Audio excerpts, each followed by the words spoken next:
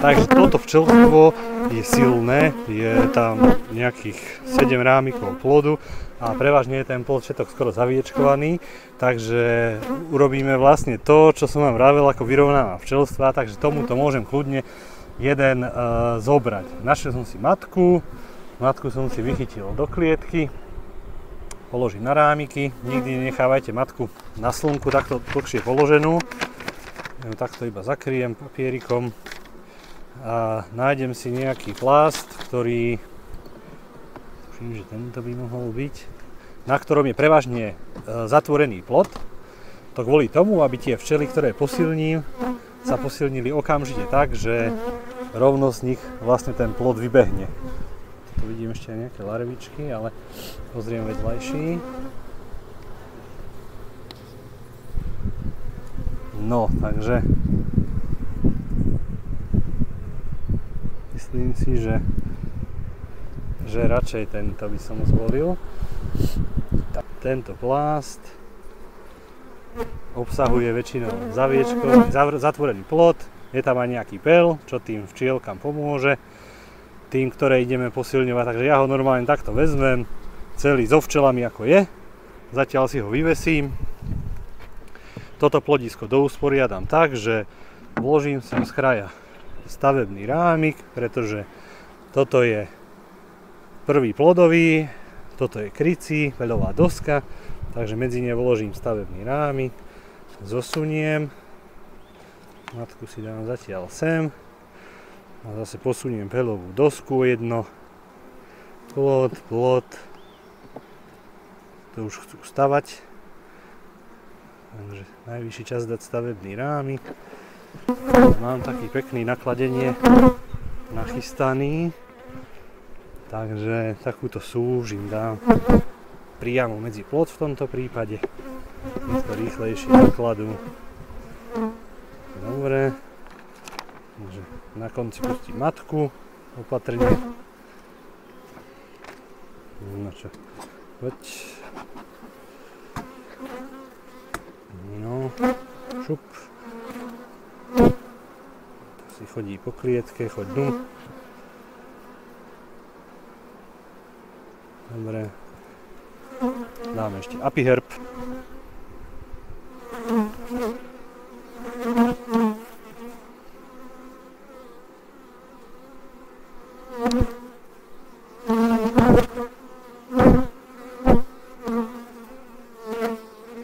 A vybavená vec.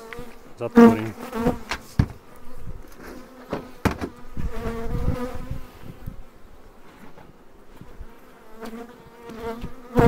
Tak, je to. No tak ten záznam pre ten úl, z ktorého som vyberal, takže samozrejme som si tam poznačil, dal som dátum, že som pridal stavebný rámik, boli silné, odložil som jeden plodový plást do úla R3, takže mám tu na to aj kolónku, minus jeden plodový plást išiel von, videl som matku, videl som vajíčka a ešte som tam vlastne dával jednu súž, to si tiež poznačím. Takže takto si vediem tie záznamy a presne viem, že odtiaľ som zobral, takisto do úla číslo 3 poznačím, že som tam pridal jeden plodový plást z úla R11. No a presne za týmto účelom sme si robili zoznam, takzvanú taxáciu včelstiev. Teraz sa pozriem, ktoré sú prvé na zozname ako slabé. R3. Je to. Takže otváram.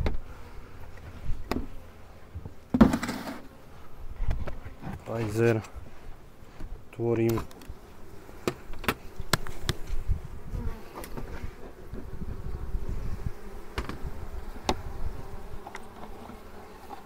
Krmítko dám von. Urobí rovno priestor. Pozriem sa, kde začína plod. Tu. A tento plást celý aj so včelami ako je, vložím plodu, zadýmím, tak a vybavené, zatvorím. Takto môžem spájať, respektíve posilovať včelstva s plástami aj s plodom v tomto období kľudne, bez toho, že by sa tej matke niečo mohlo stať. Takže teraz naozaj môžete tie plásty so včelami prekladať z jedného úhla do druhého, ako sa vám zachce. A naozaj tie včely nejako sa nesprávajú bojovne voči tým svojim súperkám alebo cudzím včelám, ktoré do toho úhla dáme. Ale toto robím väčšinou tak do polky mája, že aj so včelami.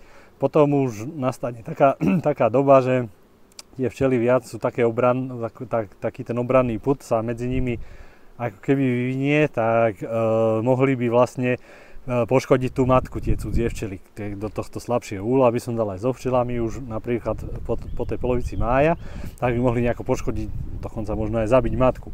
Takže vtedy, ak potrebujem posilniť, tak posilňujem s plodovými plástami, ale len bez včiel. Hej? Takže ja opatrne zmetiem ten plást a vložím ho tam úplne bez včiel. Dôležité je, aby ten úl, z ktorého tie plásty vyberáme, aby sme ho prehliadli a našli v ňom matku. Aby sa náhodou nestalo, že s tým plodovým plástom si preložíme z toho silného včelstva do toho slabého aj matku, pretože by sme o ňu prišli. No tak opäť to nebolo nič zložité, len treba pamätať na 3 veci. Prvý, priestor